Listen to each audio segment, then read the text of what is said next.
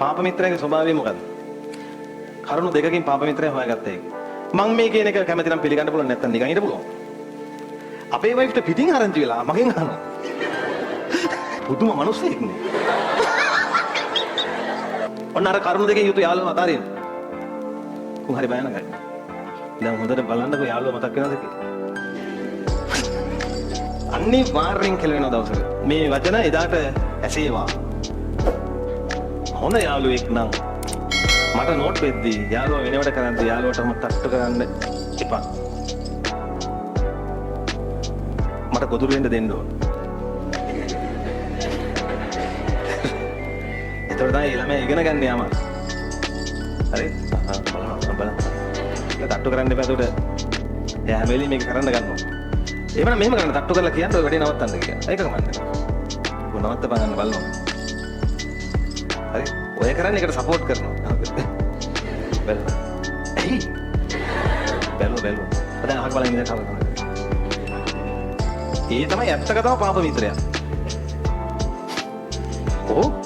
පාප මිත්‍රයාගේ ස්වභාවය මොකද්ද? කරුණු දෙකකින් පාප මිත්‍රයා හොයාගත්තා ඒක. පළවෙනි එක තමයි තමන්ට හානියක් වුණාට පාප මිත්‍රයාට ගාණක් නැහැ. දැන් හොඳට බලන්නකෝ යාළුවා මතක් වෙනවද කියලා. තමන්ට හානියක් වෙනවට එයාට ගාණක් නැහැ. ඒක මාර වැඩි. අපේ ළමයි හොඳ යාළුවෝ කියලා ලං කරගෙන ඉන්නේ සමාජයට ඒගොල්ලෝ. හොඳට කල්පනා කරලා බලන්න මම කියන්නේ බොල්ද කියලා.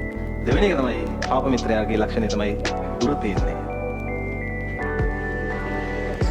දුර පේන්නේ කියන්නේ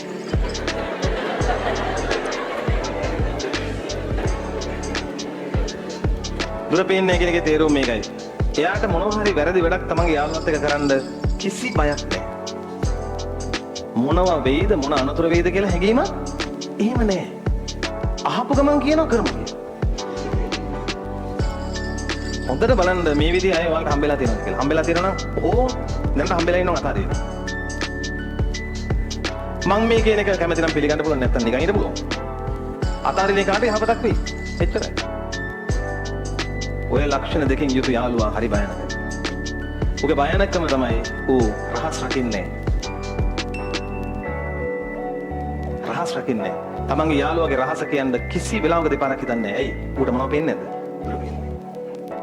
ඌට තමන්ගේ යාළුවට හානියක් වුණා කියලා ඒක දැනෙන්නේ නැහැ. දැක්කද? කොහෙන් ගියත් අතෙන්ට එනවා. රහස් රකින්නේ නැති යාළුවට කියනවා මිත්‍ර ද්‍රෝහියා කියලා. එනිසා දරුවෝ ළඟ තියන් ඉන්නේ සමහර විට භෞතිකව නෙමෙයි. තමන් ඇසුරු කරනවා නම් ළඟින්. භෞතිකව ළඟ ඉන්නවද? මමත් ළඟ ඉන්නව ඉන්න පුළුවන්ද දැන්? භෞතිකව නෙමෙයි. තමන් ඇසුරු කරනවා නම් ඔය වගේ කෙනෙක් පරිස්සම් වෙන්න අනිවාර්යෙන් කියලා වෙනවා. අනිවාර්යෙන් කියලා වෙනවා දවසක. මේ වචන එදාට ඇසේවා. හැබැයි දැන් සතුටු හිතෙනවා ළමයිනොත් ඇති. අනේ මගේ යාළුවා එහෙම නැහැ. සමහර යාළුවෝ ඉන්නවා ආයේ කට කෑවත් යාළුවගේ රහස කියන්නේ නැහැ. රහස කියන්නේ ඕන දෙයක් අහන්න ඒක බෑ.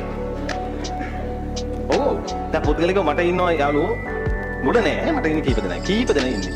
ඒගොල්ලන්ගේ පුද්ගලික දේවල් මට කිව්වහම සමහර විට මම මගේ නෝනටවත් කියන්නේ නැහැ. අපේ වයිෆ්ට පිටින් ආරංචි වෙලා මගෙන් අහනවා. ඔයා දන්නේ නැද්ද මේක? එතන මම නිහඬව ඉන්නවා. මේ පුදුම මිනිස්සෙක් නේ.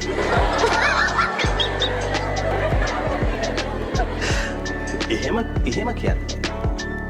මිත්‍රත්වය කියලා කියන්නේ කෙලින්ම මිත්‍රත්වයේ අඳුරගත්තේ ඕකෙන්. රහස් රකින්න. රහස් රකින්න කියලා කියන්නේ එකට හොර වැඩ කරන එකද? අපේ උන්ට මේවා කියලාම දෙන්න වෙනව නැත්තම් මේ හරි ප්‍රශ්නයක්. ඒකයි. ඔන්න අර කරුණු දෙකේ යුතු යාළුවා අතාරින්න. උන් හරි බයනකයි.